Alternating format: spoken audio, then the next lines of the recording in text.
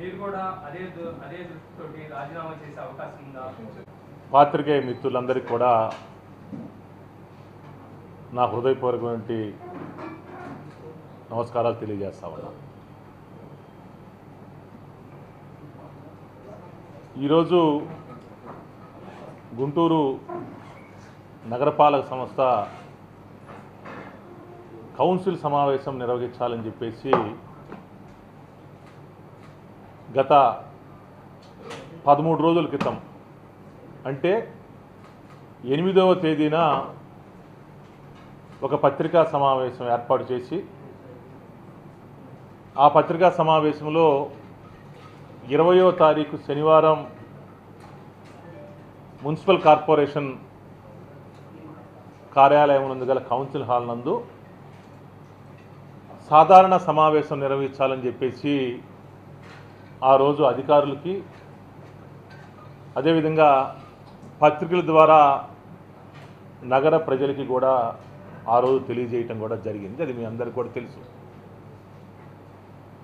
మరి ఈరోజు 20వ తారీఖు శనివారం, కానీ ఇంతవరకు అంటే మున్సిపల్ యాక్ట్ ప్రకారం ఒక మేయరు కౌన్సిల్ సమావేశం నిర్వహించడానికి ఒక తేదీని నిర్ణయించి ఆ తేదీని అధికారులకి దానితో పాటు పత్రికలకి విడుదల చేసినటువంటి హక్కు ఉండేటువంటి పరిస్థితి.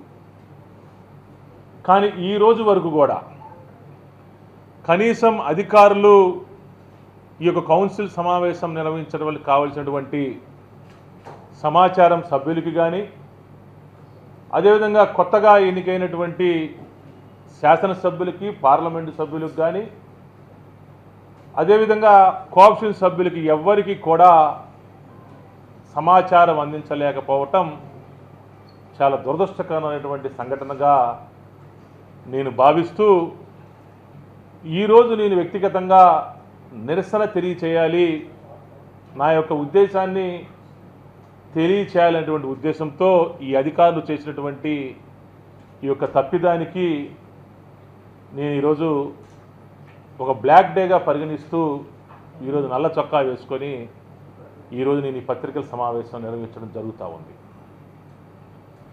ఎందుకంటే ఫిబ్రవరి 11వ తేదీన మున్సిపల్ కార్పొరేషన్ సమావేశం సభ్యులందరితో నిర్వహించిన తర్వాత ఎన్నికల కోడ్ వచ్చి ఎన్నికల ప్రక్రియ పూర్తయిన తర్వాత కొత్తగా ఎన్నుకున్నటువంటి శాసనసభ్యులు అదేవిధంగా పార్లమెంటు సభ్యులు ఈ యొక్క సభలో ఎక్స్ అఫీషియో సభ్యులుగా కొనసాగుతారు. కాబట్టి మాకు ప్రభుత్వ నిబంధనల ప్రకారం అంటే 14వ తారీఖు 6వ నెల మాకు ఎవరైతే నూతనముగా ఎన్నుకోబడినటువంటి ఈ యొక్క శాసనసభ్యుల్ని పార్లమెంట్ సభ్యుల్ని ఎక్స్ అఫీషియో సభ్యులుగా పరిగణించవలసిన అవసరం ఉంది. కాబట్టి వాళ్ళు ఎక్కడ ఎక్స్ అఫీషియో సభ్యులుగా ఉంటారో వాళ్ళకి మా యొక్క మేయర్ ఛాంబర్ నుంచి వాళ్ళకి అఫీషియల్గా ఈ యొక్క ప్రభుత్వ జీవోని అనుసరిస్తూ వాళ్ళు ఎక్కడైతే ఎక్స్ అఫీషియో సభ్యులు కొనసాగలుగుతారు అనుకుంటా ఉన్నారో వాళ్ళని కన్సర్న్ అడగాల్సినటువంటి పరిస్థితి ఉంటుంది. మేము అడిగాం 14వ తారీఖు మా దగ్గరికి వస్తే మేము ఆల్రెడీ శాసనసభ్యుల్ని ఉన్నటువంటి శాసనసభ్యులు రామాంజులు గారు కానీ నజీర్ గారు కానీ అదేవిధంగా గల్లా మాధవి గారు కానీ అదేవిధంగా పెమ్మసాని చంద్రశేఖర్ గారిని కానీ మేము కన్సర్న్ ఒపీనియన్ అడిగితే రామాంజలి గారు 20వ తారీఖు ఇచ్చేశారు. అదేవిధంగా నజీర్ గారు 3వ తారీఖు ఇచ్చారు, మాధవి గారు 2వ తారీఖు ఇచ్చారు, పెమ్మసాని చంద్రశేఖర్ గారు కేంద్ర మంత్రివర్యులు 6వ తారీఖు మేము గుంటూరు నగరపాలక సంస్థలో మేము ఎక్స్ అఫీషియో సభ్యులుగా మేము కొనసాగుతామని చెప్పేసి సాక్షాత్తు వాళ్ళ లెటర్ల ద్వారా వాళ్ళ యొక్క అభిప్రాయాన్ని మాకు తెలియజేయటం కూడా జరిగింది. వీటన్నిటిని కూడా దృష్టిలో ఉంచుకొని, ఎందుకంటే కొత్త ప్రభుత్వం వచ్చింది, కొంతమంది శాసనసభ్యులు వచ్చారు, పార్లమెంట్ సభ్యులు వచ్చారు, నగర అభివృద్ధిలో వాళ్ళు కూడా పూర్తిగా భాగస్వాములు కాబట్టి వాళ్ళు కూడా ఈ యొక్క మొట్టమొదటి సాధారణ సమావేశంలో వాళ్ళు కూడా ఉంటే బాగుంటుందని చెప్పేసి పెమ్మసాని గారు 6వ తారీఖు లెటరు సంతకం పెట్టి మాకు పంపించి 7వ తారీఖు పంపిస్తే 8వ తారీఖు మేము పత్రికల సమావేశం ఏర్పాటు చేసి, అంటే మేము 7వ తారీఖే నేను అధికారులకి ఏదైతే కౌన్సిల్ సెక్రటరీ ఎవరైతే ఉన్నారో ఆ కౌన్సిల్ సెక్రటరీకి ఎమ్మెల్యేలు పార్లమెంట్ సభ్యుల యొక్క కన్సర్న్ లెటర్ వచ్చింది కాబట్టి కౌన్సిల్ సమావేశం నిర్వహించండి అని చెప్పేసి నేను 20వ తారీఖు నిర్వహిద్దాం, డేట్ల ప్రకారం, టైమ్స్ ప్రకారం, షెడ్యూల్ ప్రకారం కూడా, రూల్ ప్రకారం కూడా బాగుంటుంది. దానికి తోడు శనివారం కేంద్ర మంత్రివర్యులు గుంటూరు నగరంలో ఉంటారు అని చెప్పేసి వాళ్ళ యొక్క అనుయుల ద్వారా నాకు సమాచారం ఉంది కాబట్టి మొట్టమొదటి సమావేశం ఆయన కూడా ఉంటే బాగుంటుంది అనేటువంటి ఉద్దేశంతో ఈరోజు శనివారం ఈ యొక్క సమావేశానికి తేదీ నిర్ణయించడం కూడా జరిగింది. అంటే ఇంతవరకు అంటే అధికారులు ఏ విధంగా తయారయ్యారో ఒక్కసారి నగర ప్రజలు ఆలోచించుకోవాల్సిన అవసరం ఎంతైనా ఉందని చెప్పేసి కూడా నేను చెప్తా ఉన్నా. ఎందుకంటే నగరాభివృద్ధి విషయంలో, నగరం అభివృద్ధి చేసేటువంటి విషయంలో మేము పూర్తి స్థాయిగా మేము కొత్త ప్రభుత్వానికి, కొత్త పాలకులకి మేము 100% మేము సహకరిస్తామనేటువంటి మాట అక్షర సత్యం, ఇది వాస్తవం అని చెప్పేసి కూడా నేను చెప్తా ఉన్నా. ఎందుకంటే ఇక్కడ భేషజాలుగా పోవాల్సినటువంటి అవసరం లేదు. మేము నగరాభివృద్ధిని మేము 3 సంవత్సరాల పాటు మా పాలకవర్గం ఏర్పడిన తర్వాత మేము అందరి కార్పొరేటర్లు, అంటే ఒక పక్క వైఎస్ఆర్ కాంగ్రెస్ పార్టీ కార్పొరేటర్లు కావచ్చు, ఒక పక్క తెలుగుదేశం పార్టీ కార్పొరేటర్లు కావచ్చు, ఒక పక్క జనసేన పార్టీ కార్పొరేటర్లు కావచ్చు, అందరం కూడా కలిసి 57 మంది మేము ఉన్నటువంటి శాసనసభ్యులు అభిప్రాయాల మేరకు, శాసనమండలి సభ్యుల అభిప్రాయాల మేరకు మేము నగరాన్ని ఈ 3 సంవత్సరాల పాటు మేము అభివృద్ధి చేశామని చెప్పేసి కూడా మేము చాలా గర్వంగా మేము చెప్తా ఉన్నాం. ఎందుకంటే కొత్త ప్రభుత్వం ఏర్పడింది, కొత్తగా శాసనసభ్యులుగా, పార్లమెంట్ సభ్యులుగా ఎన్నుకోబడ్డారు. వాళ్ళకి నగరాభివృద్ధిలో పూర్తి స్థాయిలో వాళ్ళు కూడా భాగస్వాములు చేస్తే నగరం ఇంకా మరింత ముందుకు వెళ్తున్నటువంటి ఉద్దేశంతో మేము ఈ యొక్క సమావేశాన్ని ఏర్పాటు చేయటం కూడా జరిగింది. ఎందుకు చెబుతా ఉన్నానంటే ఈ సాధారణ సమావేశం ఏర్పాటు చేసేది 10 లక్షల రూపాయలు పైబడినటువంటి ఎస్టిమేట్ ఏదైనా సరే అధికారులు ఎస్టిమేట్ వేస్తే ఆ ఎస్టిమేటు స్టాండింగ్ కమిటీ సమావేశానికి ఆ ఎస్టిమేట్ వస్తుంది. ఆ స్టాండింగ్ కమిటీ సమావేశంలో అంటే 15 రోజులకి 20 రోజులకి ఒకసారి నిర్వహించినటువంటి స్టాండింగ్ కమిటీ సమావేశంలో 10 లక్షల రూపాయలు దాటినటువంటి ప్రతి ఒక్క అభివృద్ధి కార్యక్రమంతో పాటు గుంటూరు నగరపాలక సంబంధించి జమా ఖర్చులు కూడా ఆ యొక్క స్థాయి సంఘం సమావేశంలో చర్చ జరిపి వాటిని ఆమోదింప చేసుకోవాల్సిన అవసరం ఎంతైనా ఉందని చెప్పేసి కూడా మీ అందరి ద్వారా మేము ప్రజలకు తెలియజేస్తూ ఉన్నాం. అదీ కాకుండా 50 లక్షల పైచిలుకు, అంటే 50 లక్షల పైచిలుకు ఉన్నటువంటి అభివృద్ధి కార్యక్రమం ఏదైనా సరే మనం ఎస్టిమేట్ తయారు చేస్తే ఆ ఎస్టిమేట్ని కౌన్సిల్లో చర్చించి దానికి నిర్ణయం తీసుకోవాల్సిన అవసరం ఎంతైనా ఉంటుంది. ఎందుకంటే కొత్తగా ఎన్నికైనటువంటి ప్రజాప్రతినిధులకి దయచేసి మీకు చెప్తా ఉన్నారు, మీరు అపోహపడాల్సినటువంటి అవసరం లేదు. ఎందుకంటే నగరాభివృద్ధిలో మేము కూడా భాగస్వాములు కాబట్టి మేము కూడా పూర్తి స్థాయిలో అంటే 100% కూడా మేము నగరాభివృద్ధికి పూర్తి స్థాయిలో మేము కట్టుబడి ఉన్నామని చెప్పేసి కూడా మొన్న 8వ తారీఖు పత్రికా సమావేశంలో చెప్పాను. మళ్ళా ఈరోజు 20వ తారీఖు కౌన్సిల్ పెట్టాలి, మీ అందరితో సమావేశం ఏర్పాటు జరగాలి, దాంట్లో చర్చించాలి, ఎటువంటి అభివృద్ధి కార్యక్రమాలు చేయాలి అనేటువంటి నిర్ణయం తీసుకోవాలనే ఉద్దేశంతో ఈరోజు సమావేశం అని చెప్పేసి నిర్ణయిస్తే ఇంతవరకు సెక్రటరీ కానీ కమిషనర్ కానీ ఆ యొక్క సమావేశాన్ని పెట్టవలసినటువంటి కనీస ధర్మం చేయకపోవటం చాలా దురదృష్టకరమైనటువంటి విషయం అని చెప్పేసి కూడా నేను చెప్తా ఉన్నా.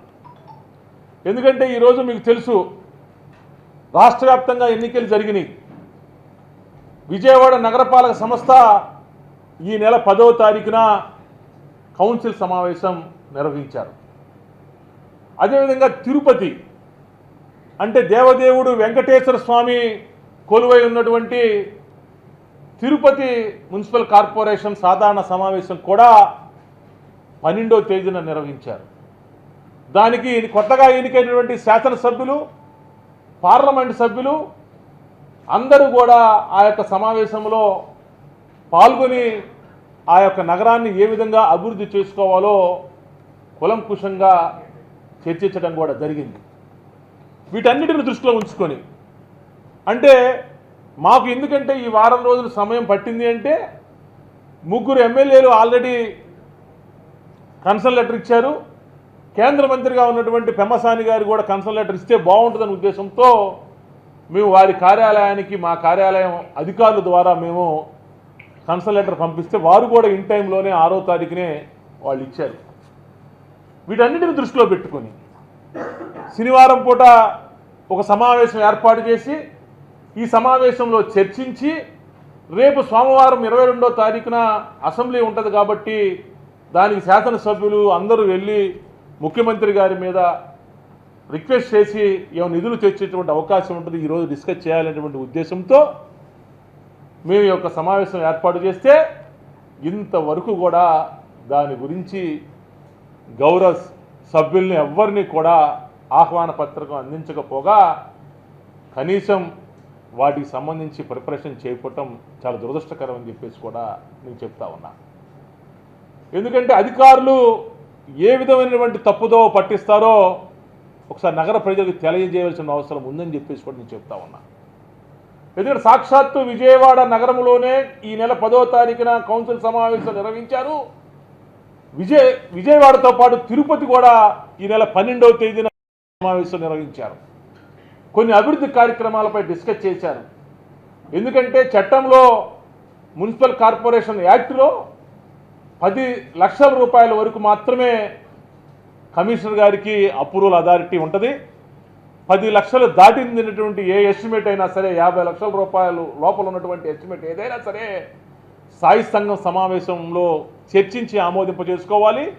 50 లక్షల పైచిలకు ఉన్నటువంటి ఎస్టిమేట్ ఏదైనా సరే కౌన్సిల్లో చర్చించి నిర్ణయం తీసుకోవాల్సిన అవసరం ఎంతైనా ఉందని చెప్పేసి కూడా నేను చెప్తా ఉన్నా. ఏదో ఈ సమావేశం పెట్టమని చెప్పేసి నేను చెబుతా ఉంటే కనీసం మరి ఎందుకు అధికారులు తాత్సర్యం చేస్తూ ఉన్నారో నాకు ఇప్పటికి కూడా అర్థం కావట్లా. ఎందుకంటే అధికారులు మేము వెళ్ళిపోతాం కదా, మేము వెళ్ళిపోయిన తర్వాత కొత్త అధికారులు వస్తారు కదా, వాళ్ళతో సమావేశం పెట్టుకోవచ్చు కదా అని చెప్పేసి వాళ్ళు కూడా పలుక్కొని ఈ యొక్క సమావేశాన్ని పెట్టనీయకుండా వాళ్ళకు అడ్డుకుంటా ఉన్నారని చెప్పేసి కూడా నేను నగర ప్రజలకు తెలియాలనేటువంటి ఉద్దేశంతో ఈ యొక్క పత్రికా సమావేశాన్ని పెట్టడం కూడా జరిగింది. ఎందుకు చెప్తా ఉన్నానంటే ఈరోజు శాసనసభ్యులు నగరంలో తిరుగుతూ ఉన్నారు, ఈరోజు కార్పొరేటర్లు నగరంలో తిరుగుతూ ఉన్నారు. ఒక పక్క వర్షాలు, భారీ వర్షాలు, రోజులు వర్షాలు పడతా ఉన్నాయి. శానిటేషన్ బాగాలేదు. గత కొన్ని నెలల క్రితం డయేరియా వ్యాప్తి చెందింది. కొంతమంది ప్రాణాలు పోయి, కొంతమంది హాస్పిటల్ పాలై ఆరోగ్యవంతులు ఇంటికి వచ్చారు. మళ్ళీ అలాంటి డయేరియా పరిస్థితులు మళ్ళీ రాకూడదు అనే ఉద్దేశంతో శానిటేషన్ ఉండాలి అని చెప్పేసి, బాగా ఉండాలని చెప్పేసి చర్చించవలసిన అవసరం ఉంది. దాంతో వర్షం వల్ల రోడ్లు పాడైపోయినాయి. అక్కడక్కడ మంచినీటి సమస్యలు ఉన్నాయి. అక్కడక్కడ కొన్ని అభివృద్ధి కార్యక్రమాల మీద డిస్కస్ చేయాల్సిన అవసరం ఉంది. దానికి తోడు టౌన్ ప్లానింగ్లో కొన్ని అవకతవకలు జరిగినాయి అని చెప్పి అన్ని ప్రధాన పత్రికల్లో కూడా రోజు శానిటేషన్ మీద, అభివృద్ధి కార్యక్రమాల మీద, టౌన్ ప్లానింగ్ మీద, అదేవిధంగా ఇతరితర విభాగాల మీద వివిధ పత్రికల్లో పుంకాలు వార్తలు వస్తూ ఉంటే మరి అధికారులు ఎందుకు భయపడతా ఉన్నారు? అధికారులు ఎందుకు కౌన్సిల్ పెట్టడానికి అలసత్వం వ్యవహరిస్తూ ఉన్నారో ఇప్పుడు కూడా అర్థం కానటువంటి పరిస్థితి అని చెప్పేసి కూడా నేను చెబుతూ ఈరోజు ఒక మేయర్గా, ఒక ప్రజాప్రతినిధిగా, ఈ నగరాభివృద్ధిలో భాగస్వామ్యమైనటువంటి వ్యక్తిగా నేను నా యొక్క నిరసనని ఈరోజు నేను బ్లాక్ షర్ట్ ద్వారా నా నిరసన తెలియజేయాలి అని చెప్పేసి కూడా నేను ఈరోజు 20వ తారీఖు కౌన్సిల్ సమయం ఏదైతే ఉందో ఆ సమావేశానికి నేను ఈరోజు రావటం కూడా జరిగిందని చెప్పేసి కూడా నేను చెప్తా ఉన్నాను.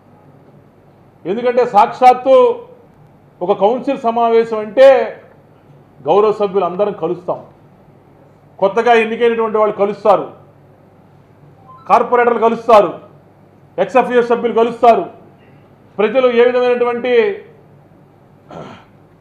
చర్చ జరుగుతూ ఉంది, కౌన్సిల్ సమావేశంలో ఏ విధంగా నిర్ణయాలు తీసుకుంటారు, నగరాభివృద్ధిని ఏ విధంగా అభివృద్ధి పదవుల ముందుకు తీసుకెళ్తారని చెప్పేసి కూడా వాళ్ళు ప్రజలు ఎదురు చూస్తూ ఉంటారు. 20వ తారీఖు కౌన్సిల్ సమావేశం కదా, ఏం జరిగిద్ది, ఎలా జరిగిద్ది, ఏం చర్చిస్తారు, ఏం ఆమోదింపజేస్తారు, ఏ విధంగా ముందుకు తీసుకెళ్తారు నగరాభివృద్ధి అని చెప్పేసి ప్రజలు ఎదురు చూస్తూ ఉంటారు. మేము ఒకటైతే చెబుతా ఉన్నాను, మీరు శాసనసభ్యులు, పార్లమెంట్ సభ్యులు, మేము మేయరు, డిప్యూటీ మేయర్లు, కార్పొరేటర్లం, నగరాభివృద్ధిలో అందరం భాగస్వాములు. మేము 100% అప్పుడు చెప్పా, ఇప్పుడు చెబుతున్నా, మళ్ళీ చెబుతా ఉన్నాను, మీరు అపోహపడాల్సినటువంటి అవసరం లేదు. తప్పకుండా అభివృద్ధి విషయంలో మేము మీకు పూర్తి స్థాయిలో సహాయ సహకారాలు అందించడానికి మేము సిద్ధంగా ఉన్నాం. మా శాసనమండలి సభ్యులు కూడా ఉన్నారు, మా కార్పొరేటర్లు ఉన్నారు, ఇప్పటిదాకా వాళ్ళు కూడా అభివృద్ధి చేశారు. వాళ్ళు కూడా అభివృద్ధికి కూడా వాళ్ళు కూడా పూర్తి స్థాయిలో సహాయ సహకారం అందించేటువంటి మనస్తత్వం కలిగినటువంటి వ్యక్తులు వాళ్ళు. తప్పకుండా గుంటూరు నగరాభివృద్ధి విషయంలో పార్టీలకు అతీతంగా నగరాన్ని అభివృద్ధి చేసుకోవటానికి, అభివృద్ధి చేసేటువంటి విషయంలో మేము తప్పకుండా మేము ముందుంటామని చెప్పేసి కూడా తెలియజేస్తూ, శానిటేషన్ బాగాల, ఆ శానిటేషన్ సంబంధించి ఒక CMHO ఎవరో లేడీ, ఎస్సీ లేడీ, ఏమండి ఈరోజు అర్ధరాంతరంగా ఇంత వర్షాలు పడుతూ ఉంటే ఆ శానిటేషన్కి సంబంధించినటువంటి ఒక HODని అర్ధరాంతరంగా సరెండర్ చేయాల్సిన అవసరం ఏమొచ్చిందండి? సరెండర్ చేసేటప్పుడు కనీసం ఇక్కడ ప్రజాప్రతినిధులు ఉన్నారు, అసలు ఏమి జరుగుతూ ఉంది, ఎందుకు సరెండర్ చేయాలని చెప్పేసి నాకు తెలిసి ఒక 4 నెలల క్రితం 5 నెలల క్రితం వచ్చినారంట. మాకైతే ఇంకోటి అనుకుంటారేమో, ఏదో మా ప్రభుత్వం టైంలో వచ్చింది అందువల్ల పంపించారు. అది మాత్రం అవాస్తవం.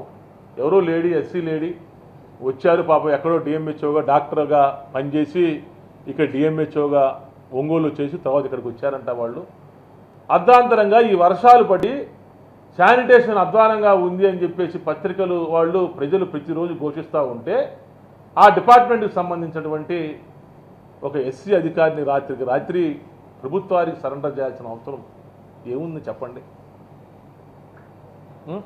నెక్స్ట్ ఒక శానిటరీ ఇన్స్పెక్టర్ అంటే అసలే మనకి స్టాఫ్ తక్కువ.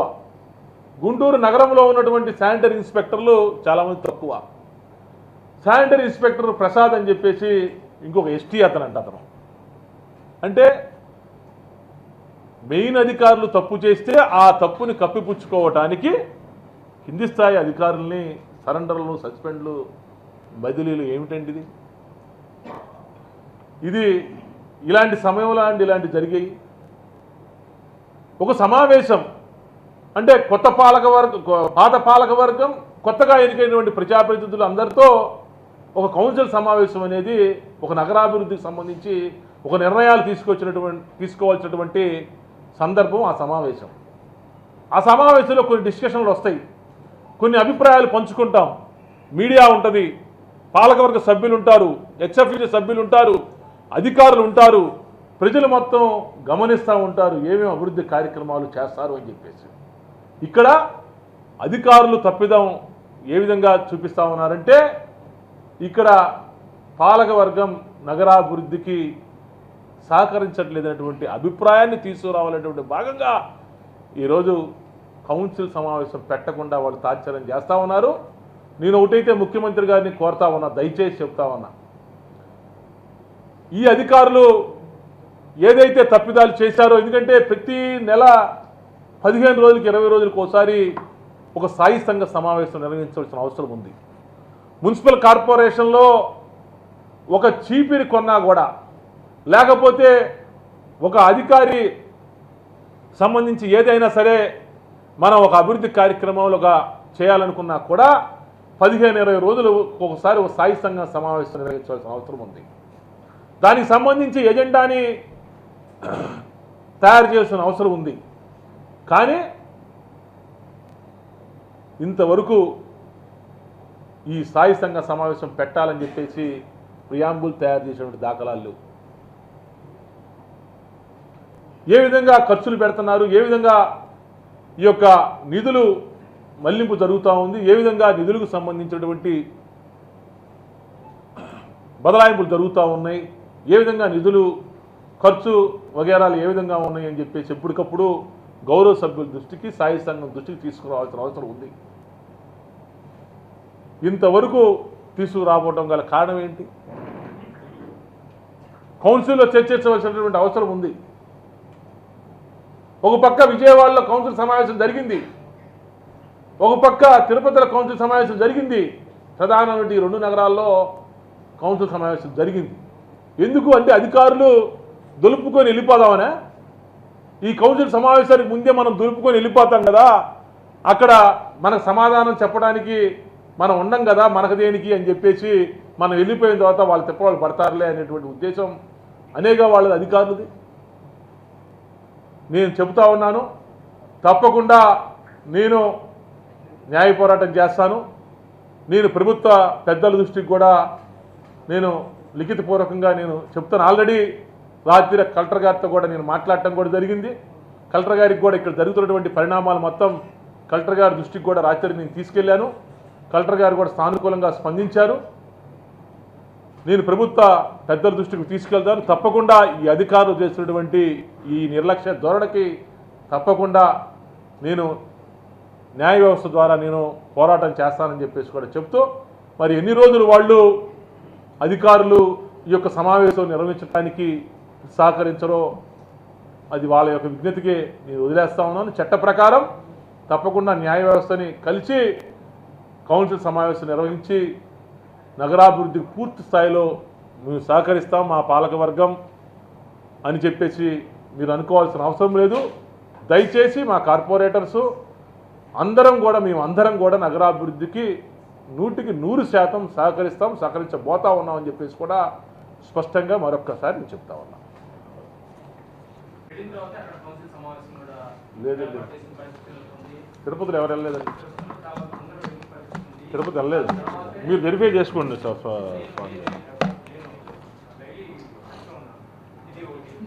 ఇప్పటికే ప్రభుత్వం అధికారంలోకి వచ్చిన తర్వాత తన పీరియడ్ కాకముందే పోస్టు దానికి రాజీనామా చేయవలసినటువంటి అవసరం ఉంది.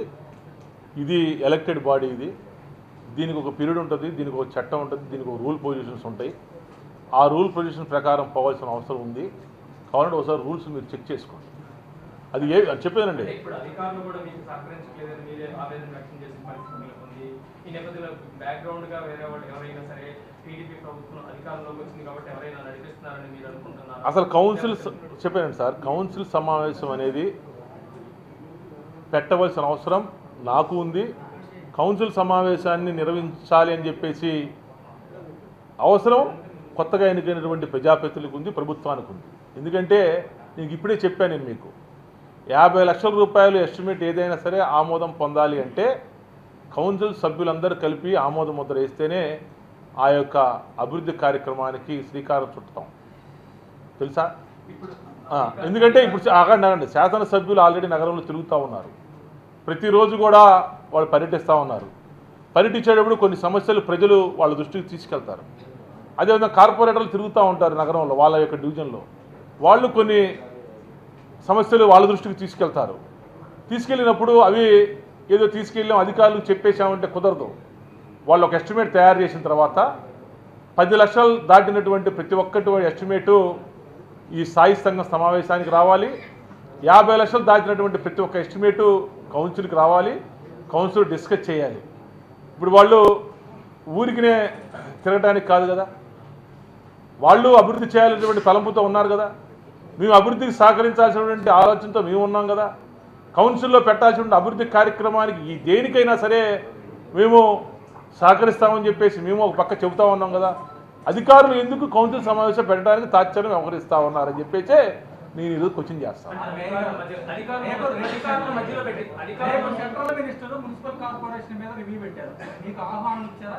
నాకు తెలియదు, నాకు చెప్పలేదు, ఆహ్వానం లేదు.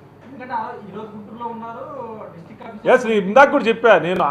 నాకు వాళ్ళ ఆఫీసుల వర్గాల ద్వారా మా ఆఫీస్ వాళ్ళు కనుక్కుంటే మినిస్టర్ గారు శని ఆదివారాలు గుంటూరు అవైలబుల్గా ఉంటారని చెప్పారు. అందువల్ల ఫస్ట్ సమావేశం కాబట్టి ఆయన కూడా వస్తే చాలా బాగుంటుంది ఉద్దేశంతో శనివారం పెట్టాం.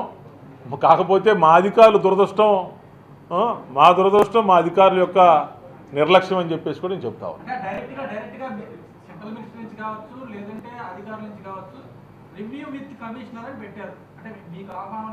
నాకు ఆహ్వానం అయితే ప్రస్తుతానికి అయితే లేదండి, ఇప్పటివరకు అయితే లేదు.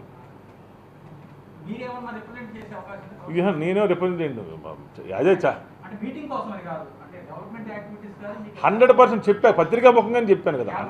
100% అభివృద్ధి విషయంలో మేము సహకరించడానికి మేము మా కార్పొరేటర్లు మా శాసనమండలి సభ్యులు ఎవరైతే ఉన్నారో మేము అందరం కూడా అభివృద్ధి విషయంలో సహకరించాలి అని చెప్పేసి ఆల్రెడీ మేము నిర్ణయం తీసుకుని ఆ విధంగా మేము ముందుకు కూడా పోతాం. దాంట్లో వాళ్ళ అభివృద్ధికి మేము వ్యతిరేకం అనేటువంటి మాట అసత్యం. అధికారులు ఎవరు చెప్పినా కూడా దయచేసి నగర ప్రజలు నమ్మొద్దని చెప్పేసి కూడా నేను చెప్తాను. ఆల్రెడీ ఇచ్చారు. ఎక్కడ దేంట్లో చూడాలి మరి, ఇంతవరకు అయితే సమావేశం రేపు కదా, మరి టైం ఉంది కదా, చూడాలి.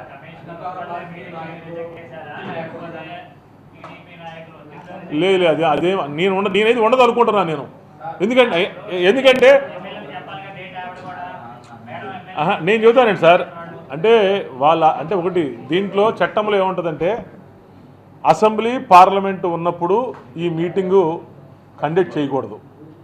ఆ డేట్లు వెసులుబాటు చూసుకొని మాత్రం, 22వ తారీఖు నుంచి అసెంబ్లీ ఉంది, ఆ టైంలో పెట్టకూడదు, పార్లమెంటు టైంలో పెట్టకూడదు.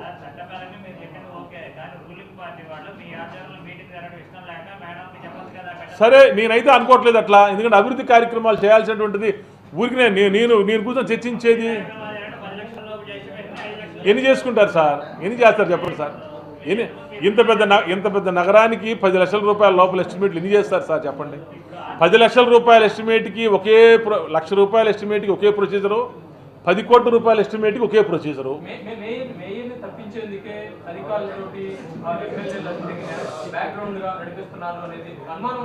న్యాయాలు ఉన్నాయి, చట్టాలు ఉన్నాయి, రూల్స్ ఉన్నాయి, ఎన్ని ఉన్నాయి కదా, వాటి ప్రకారం పదం. ఎందుకు ఇప్పుడు దాని గురించి వాళ్ళతో అనుకోవచ్చు తప్పించాలని చెప్పేసి చూద్దాం, వెయిట్ అండ్ సీ. దానికి ఏముంది, ఆలోచించేది ఏముంది. ఓకే.